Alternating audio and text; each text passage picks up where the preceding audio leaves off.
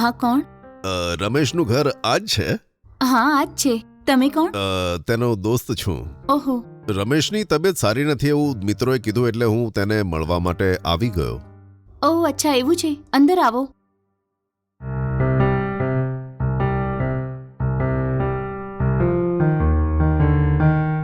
હા આવો. જી. રમેશ? જગાડો રમેશ? ને. એ હજી હમણાં જ સૂતા છે. અરે આ બધું કેવી રીતે થઈ ગયું? હંમેશાની જેમ એ કાલે રાતે પણ ડ્રિંક કરવા માટે ટેરેસ પર ગયા હતા. બરાબર. હું કિચનમાં રસોઈ બનાવતી હતી હં. તો અચાનક ઉપરથી એક ભયાનક અવાજ સંભળાયો. મેં તરત ત્યાં જઈને જોયું તો આમને નીચે પડેલા જોયા. મને તો કંઈ જ સમજાતું નહોતું.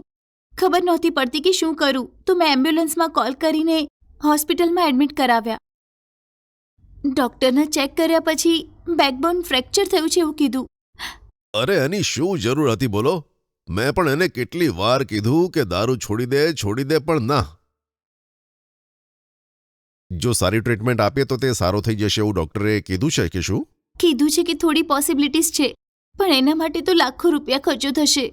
બાળકોને ભણવા માટે પહેલેથી જ ઘણો બધો ખર્ચો થતો રહે છે. ઉપરથી આમનો પણ હોસ્પિટલનો ખર્ચો, આ તે એવા ઘણા ખર્ચા છે. આના માટે હું શું કરીશ? પૈસા ક્યાંથી લાવીશ? તમે જ કહો. તમારી તકલીફ હું સમજી શકું છું. આ લો, આવતી વખતે હું એના માટે ફ્રૂટ અને બિસ્કિટ લઈ આવ્યો હતો. હં? અરે પકડો ને. તમે બેસો, હું ચા બનાવીને લાવું છું. હા સારું, લઈ આવો. હમ. માખણ જેવી જોરું રાખીને આ અહીંયા દારૂ પી રહ્યો છે. હં? મળદાની જેમ પલંગ પર સૂઈ રહ્યો છે. શું ખાખ એની બેબી સાથે મજા કરશે? પોતપોતાનું નસીબ.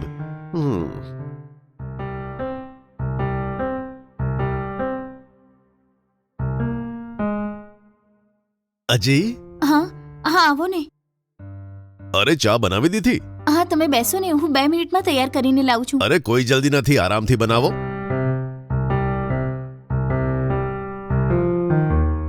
તમારે જે મદદ જોઈએ બેઝિઝક મને કહો. હું તમને મદદ કરવા તૈયાર છું. અને જે પણ હોય ખુલીને કહો તમે. જરા આ હાથ લઈ લો તો. તારો પતિ તો હવે હાલી ચાલી નથી શકતો ને, અને આવામાં તને સાંત્વનાની જરૂર છે. દિવસ હોય કે રાત, જે કેવું હોય કે હું કરવા માટે તૈયાર છું. પહેલા હાથ હટાવો તમારો. અં? અરે આ શું થયું તમને? તમે મારા પતિના દોસ્ત છો એટલે જ અત્યાર સુધી રિસ્પેક્ટથી વાત કરું છું. બીજાની મજબૂરીમાં ક્યારેય પણ ફાયદો નહીં ઉઠાવતા. ચા બની ગઈ છે, પીને નીકળી જજો.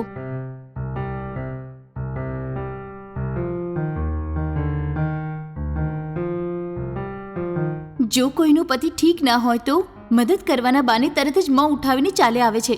આવા નીચ માણસોના લીધે કોઈને પણ જુઓ બસ બીક જ લાગે છે.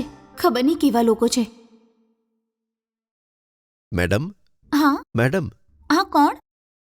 હા કોણ જોઈએ તમને? મેડમ, મેં વિચાર્યું કે તમે પ્રેગ્નન્ટ છો. તમને સ્વસ્થ બાળક થાય તેના માટે હું પ્રાર્થના કરું છું. Thank you ji, thank you so much. એ બધું ઠીક છે, તમે કોણ છો એ કહો. મેડમ, અમે એક નવો મોબાઈલ લોન્ચ કર્યો છે. આ મોબાઈલનું ફીચર એ છે કે એમાં તમે જો ફોટો લેશો ને તો તે મોબાઈલ સ્કેન કરીને બતાવશે. ફોર એક્ઝામ્પલ, તમારા કોઈ પણ બોડી પાર્ટ, હાથ કે પગનો ફોટો લઈને તમે તેને સ્કેન કરી જોઈ શકો. એવું છે તો શું હું મારા બેબીને સ્કેન કરીને જોઈ શકું? હા, જોઈ શકો છો મેડમ. તમારા બેબીનું સ્વાસ્થ્ય પણ તમે ચેક કરી શકો. અચ્છા, કેટલાનું છે? મેડમ, આ ખાલી 20,000નું છે અને ડિસ્કાઉન્ટ પછી ફક્ત 17,000માં મળશે મેડમ. એવું છે? ઠીક છે. શું આ સારી રીતે કામ કરશે? હા, એકદમ સરસ કામ કરશે મેડમ. એવું હોય તો એક ડેમો બતાવું? હું અંદર આવી શકું? હા, અરે તમે અંદર આવો ને. તમારો હાથ બતાવો તો.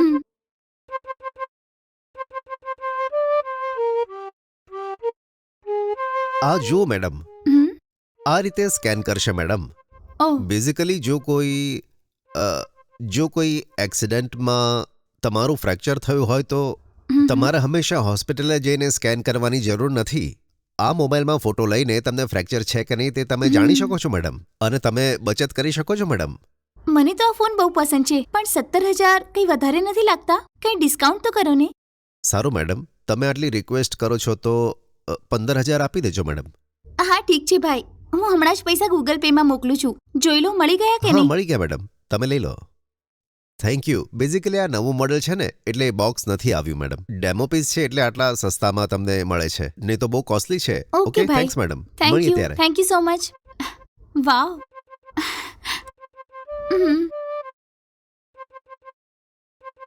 વાવ.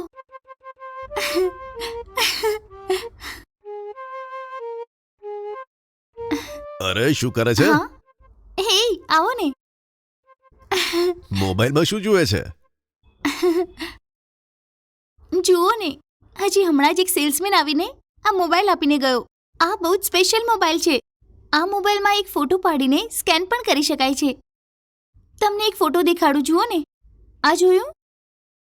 સારું છે ને? ઓ ગોડ, તું પણ છે ને, તને બરાબર ચૂનો લગાવ્યો. હા, ડબ્બો મોબાઈલ હાથમાં પકડાવીને લૂંટીને ગયો. અરે તું ઉલ્લુ બની ગઈ. બેવકૂફ બનાવી દીધી. મને તો કંઈ સમજાતું નથી. પ્લીઝ તમે મજાક ન કરો. આ જે મોબાઈલ છે ને, એક ઓર્ડિનરી મોબાઈલ છે. સાફ કહું તો એક સામાન્ય મોબાઈલ. તારા હાથમાં જે મોબાઈલ છે ને એની કિંમત બસ 2000 કે 3000 રૂપિયા હશે, એનાથી વધારે નહીં. હે ભગવાન, એવું છે કે જાણ્યા વગર જ એને 15,000 આપીને હું તો બેવકૂફ બની ગઈ ને. હમ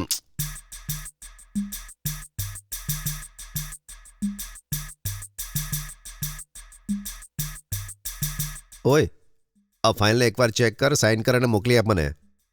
મૂકી દે યાર, પછી કરું છું. શું થયું તને? કેમ આટલો વીક છે?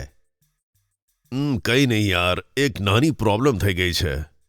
કઈ પ્રોબ્લેમ? આજકાલ જ્યારે જો મારી પત્ની ફોન ફોન ફોન ફોન પર જ લાગેલી હોય છે યાર. ક્યાંક એનું લફડું બીજા જોડે છે કે નહીં મને થોડો શક જાય છે યાર. તું તારી પત્ની ઉપર ડાઉટ કરે છે યાર? હા યાર, અને મને લાગે છે કે તેનો અફેર કોઈ બીજા સાથે છે. મને તપાસ કરવી હોય તો કેવી રીતે કરું, આઈડિયા નથી. તારી પાસે કોઈ છે યાર?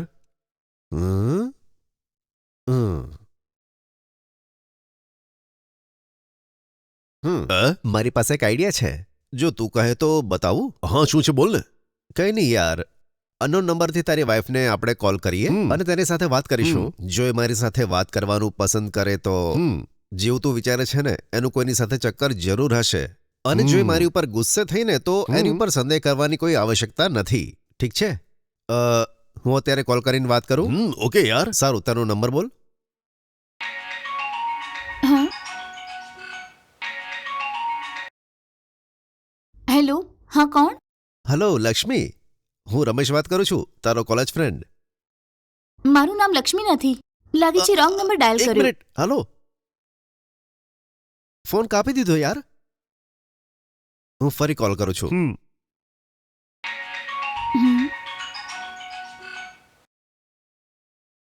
હેલો. હેલો લક્ષ્મી. હા, હું લક્ષ્મી નથી. કહ્યું હતું ને રોંગ નંબર છે. હલો, એક મિનિટ, મારે વાત કરવી છે તમારી જોડે. તમે લક્ષ્મી નથી તો પણ ઠીક છે. મારે તમને એક વાત કહેવી છે. હા, કહું શું વાત છે? તમારો અવાજ બહુ સ્વીટ છે. જો એકવાર સાંભળીએ તો વારંવાર સાંભળવાનું મન થાય છે. તેથી મેં પાછો ફોન કર્યો તમને. હેલો, શું બકવાસ કરો છો?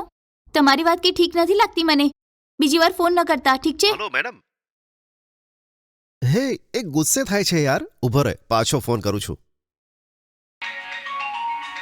શું થયું છે? આને વારે વારે કોલ કરે છે. હેલો. Hello madam. મેં કહી દીધું ને કે રોંગ નંબર છે. વારે વારે ફોન કરીને પરેશાન કેમ કરો છો? પોતાની જાતની સમજો છો શું? તમારી પ્રોબ્લેમ શું છે? મને તમે અને તમારો અવાજ બહુ પસંદ છે. જો તમને વાંધો ના હોય તો આપણે ડેલી વાત કરી શકીએ. મારે તમારા મિત્ર બનવું છે. મારી સાથે વાત કરવામાં કોઈ પ્રોબ્લેમ નથી ને? ઓહ, એવું છે કે? એક કામ કરો, હું તમને બીજો નંબર આપું છું. તમે છે ને એની સાથે વાત કરો. એ છે ને મારી કરતાં પણ સારી વાત કરશે. મારે કોઈ બીજાનો નંબર નથી જોઈતો. મારે તો તમારી સાથે વાત કરવી છે. એ નંબર અમારા એરિયાનો એસઆઈનો નંબર છે. જો તમને એટલું જ હોય તો એ નંબર પર કોલ કરો. જરૂર પડશે તો તમને સામે બોલાવીને સરસ રીતે તમારી સેવા કરશે. શું મેડમ, તમે આ રીતે વાત કરો છો? એ જો ફરીવાર મને ડિસ્ટર્બ કરવાની કોશિશ કરી છે ને તો તમારો નંબર પોલીસ સ્ટેશનમાં આપીને કમ્પ્લેન કરી નાખીશ. અરે બાપરે, શું થયું યાર? શું કહે છે મારી પત્ની? બોલ ને. હે, તારી વાઈફ બહુ સ્ટ્રિક્ટ છે યાર. આ શું બોલે છે? આવા લોકો બીજા સાથે બહુ કનેક્ટ નથી થતા. એ લોકો જેને જાણતા નથી તેની સાથે વાત પણ નથી કરતા અને તેમની સાથે ફ્રેન્ડશિપ પણ નથી કરતા. તો કારણ વગર એની ઉપર શક ના કરતો યાર. આટલી સરસ પત્ની મળી તને, સારા કામો કર્યા હશે તે. હા, સમજ્યો? જલ્દી એ ફાઇલ ચેક કર અને મોકલી આપ. મેનેજર પણ ગુસ્સામાં છે. સારું યાર. બાય. બાય.